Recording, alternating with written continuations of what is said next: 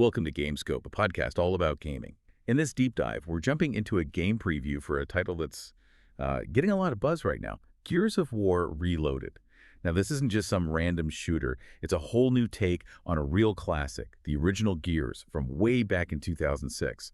And it's hitting your consoles and PCs on August 26th, 2025. So, yeah, today we're really digging into Gears of War Reloaded. Our mission basically is to cut through the hype and give you the real story. Exactly. We're going to unpack what Gears of War Reloaded is actually bringing to the fight. We'll look at the pretty impressive technical upgrades, and talk about the multi-platform launch, which is huge news, and crucially give you an honest look at the gameplay, including some pretty raw feedback from the recent beta. No sugarcoating. Right.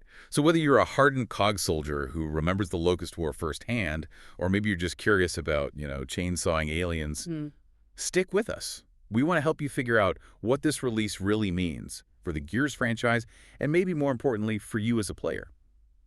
Okay, so to really get Gears of War Reloaded, we probably need to remember just how massive the original 2006 game was. I mean, for people who were there, it felt like a revolution, didn't it? Oh, absolutely. Changed the game for third-person shooters. And for newcomers, well, it's a key piece of gaming history. So what exactly is Reloaded bringing back from that foundational experience? Well, at its heart, Gears of War Reloaded is a refreshed third-person shooter. Think of it as a really enhanced version of that very first Gears of War. It's actually, like you hinted at earlier, kind of a remaster of a remaster. It builds on the Gears of War Ultimate Edition from 2015. Gotcha. So it's still that classic gritty story, Marcus Phoenix, Delta Squad, fighting the Locust Horde coming up from underground. That core narrative is intact. Absolutely. The campaign keeps that original story, takes you right back to humanity's desperate fight. It's definitely a big hit of nostalgia for a lot of us. And this whole release is also timed with the Gears franchise's 20th anniversary celebrations, which kind of underlines its significance. It's a milestone moment. Okay, but here's where it gets really interesting, I think. Reloaded isn't just like polishing it up for the existing fans on Xbox and PC. This launch feels like a pretty big statement about where the franchise is heading. Right? Oh, yeah, you could say that again. This is the very first time the original Gears of War game will actually be available on PlayStation, specifically PS5. It's also launching same day on Windows PC and Xbox Series X and S. And for PC players, another first, it's hitting Steam. So, way beyond just the Microsoft Store this time. That PlayStation launch is huge. What do you think the strategy is there, especially for, Xbox and their big first-party games? It's fascinating, isn't it? Bringing Gears to PlayStation, it's not just about selling more copies. It could signal a bigger shift for Xbox, maybe moving towards making their big IPs more widely available, less focused on pure console exclusivity. For you, the player, that could mean maybe platform choice becomes less of a barrier in the future. Just play the games you want wherever. Could be good for everyone. Yeah, interesting times. And what about Game Pass subscribers? Are they getting it day one? Good news there, yep. Day one on Xbox Game Pass Ultimate and also PC Game Pass. Oh, and there's a nice bonus. If you happen to own Gears of War Ultimate Edition digitally before May 2025, you actually get a free upgrade to Reloaded. Nice. And for everyone else? Standard price seems to be set at $39,999. Just one little regional thing to note. The PS5 version apparently isn't releasing in Japan. Seems like some local platform policy issue there. Okay. And beyond just being on more platforms, you mentioned connectivity. Playing with friends no matter what box they have. Absolutely. Reloaded has full cross-platform play. So Xbox, PlayStation, PC, everyone can play together.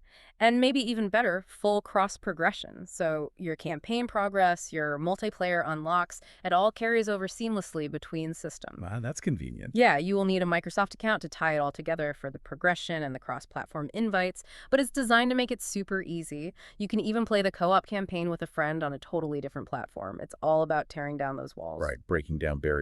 Okay, so calling it the definitive experience, what does that actually mean visually and audibly? Is it just a resolution bump or is it more substantial? Oh, way more than just a resolution bump. They've really built this to use current-gen hardware properly. You're talking native 4K resolution, a solid 60 frames per second for the campaign. Okay, that's smooth.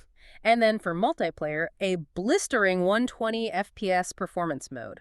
120. That could really change how multiplayer feels. Exactly. Big competitive advantage, potentially. Plus, it supports HDR high dynamic range for, much richer colors. And VRR, variable refresh rate, which helps get rid of screen tearing, makes everything look smoother, especially in fast action. Good stuff. Audio. Yeah, audio gets an upgrade too. Spatial audio tech, like Dolby Atmos and 7.1 3D spatial audio, should really help with immersion, hearing where enemies are. They've also redone textures, improved the lighting, added real-time shadows and reflections, gives it a proper modern look. And ultra-wide for PC. Yep, ultra-wide support is in there for PC players. Okay, now what about those PlayStation 5 specific features? I heard they were doing some interesting things with the DualSense controller. They really have. Yeah, Yeah. if you're on PS5, the controller speaker gets used for comms chatter, like the radio's right in your hands, which is kind of neat. Oh, yeah, that is cool. And the light bar on the DualSense changes color red if you're playing as Locust, blue for COG. Nice little touch. And yeah, you get the haptic feedback and the adaptive triggers that the DualSense is famous for. Feels like they really put effort into making the PS5 version feel, native, not just a quick port. Okay, so it looks sharp, sounds good, plays nice across platforms. Let's get down to the actual gameplay content. What's included in the package? All right, so campaign-wise, you get the full original story, playable solo or two-player co-op, and co-op works both online and good old split screen. Oh, split screen. Nice to see that still included. Yeah, it's about a 9 to 12-hour campaign, roughly, so plenty to get stuck into. Then for multiplayer, you get the full set of classic Gears 1 maps and modes all there at launch, 8-player online versus battles. And all the DLC from the Ultimate Edition is baked in from the start, right? Yeah. No extra purchases needed. Correct. That includes the bonus campaign chapters that were originally PC exclusive back in the day, plus all the extra multiplayer maps and character skins from UE. It's the whole shebang. Okay. Time for the potentially awkward part. The public multiplayer beta. Let's be real here. How did that actually go? What were people saying online? All right, yeah, let's dive into that. Look, the initial reactions, especially regarding the visuals and the performance boost, generally positive. A lot of players praised how faithful it felt to the original gameplay loop. Veterans definitely got that nostalgia hit, saying it felt like home, gave them that high adrenaline feeling they remembered. Smooth like butter was one quote I saw. Yeah, some definitely felt that way about the performance, particularly the frame rate. There's always a but with betas, isn't there? Wasn't all smooth sailing. Definitely not. And yeah, it was just a beta, important to remember that. But there were pretty consistent reports of a, quote, rough experience. Connection problems, lag spikes, input latency, that delay between button press and action. Oof, latency is killer in Gears. Tell me about it. And many players, while appreciating the faithfulness, also felt the core gameplay itself felt, well, dated. Words like clunky, unresponsive, stiff came up a lot, especially when compared to modern shooters or even later Gears games like Gears 5. And the Gnasher. The iconic shotgun. That seemed to be a major pain My point. boy, the Gnasher. Yeah, huge source of frustration for many. Widespread complaints about inconsistent hit detection, people saying it felt like a lottery, like they were shooting blanks, even right up close. That's not good. Some called it the worst Gnasher in the franchise. That's harsh. Yeah, pretty strong words from the community that lives and dies by that weapon. Multiplayer also, apparently, got very intense very quickly. Turned into a real sweat fest, dominated by that classic Gnasher pistol combo. Which can be pretty intimidating for newcomers, right? Absolutely. If you're not already deep into that meta, it can feel pretty brutal. So it sounds like the modernization is mostly skin deep. The core mechanics haven't really been updated for 2025. Largely, yeah. That seems to be the feedback. People noted the lack of modern features we kind of expect now. Things like adjustable dead zones for the analog sticks, full button remapping options, or even just seeing damage percentages pop up. Little things that add up. Exactly. Some specific bugs were mentioned too, like the Lancer assault rifle feeling weak or useless, or enemies sometimes having no footstep audio. No footsteps. And a Yeah. competitive shooter. Yikes. Yeah, not ideal.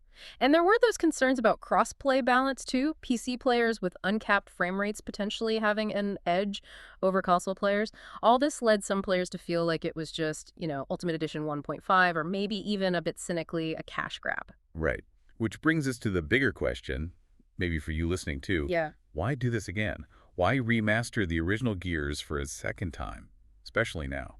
It's a really valid question. I mean, the original Gears was absolutely groundbreaking, no doubt. Its cover mechanics, the third-person multiplayer, it set trends. But the series has moved on. Gears 5, for example, has much faster movement, smoother wall bouncing, way more gameplay systems. So why go back to the arguably clunkier original? Well, Reloaded seems to be playing a few different roles here. First, absolutely, it's that nostalgia trip for veterans, relive the glory days, but shinier. Second, and maybe this is the biggest driver, it's a gateway for that huge PlayStation audience, introducing the series to millions who've never played it. Hmm.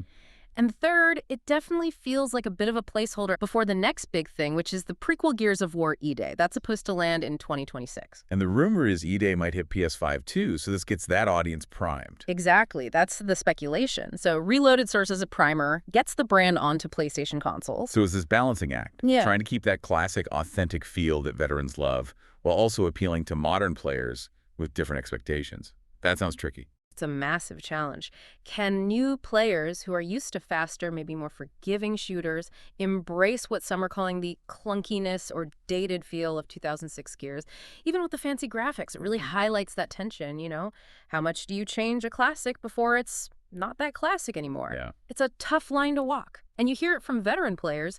Too many were saying they'd rather have seen remasters of Gears 2 or Gears 3, games they feel had more refined gameplay, maybe better stories even. Right. So ultimately, the success of Reloaded might really hinge on whether the developers, the coalition, and their partners can iron out those beta issues, the network stability, the hit detection before August 26. It needs to feel as good as it looks. Yeah, absolutely. So whether Gears of War Reloaded ends up feeling like putting on a comfortable, familiar, maybe slightly scratchy old sweater, or more like a jarring step back in time, Yeah. it's going to be fascinating to watch how it lands with the old guard and with this whole new potential audience. It really poses that question, doesn't it? Can a game design from nearly 2 decades ago, even beautifully preserved, truly capture today's gamers? Or will some of those original design choices feel too alienating now? We'll find out soon enough, I guess. August 26th is the date. All right, that's all the time we have for this game preview deep dive on Gears of War Reloaded. Thanks so much for tuning into Gamescope. If you enjoyed this breakdown, if you found it useful, please do hit that like button, subscribe to the channel, maybe leave us a rating wherever you're listening. It genuinely helps us out a lot. Yeah, thanks for listening, everyone, and join us next time.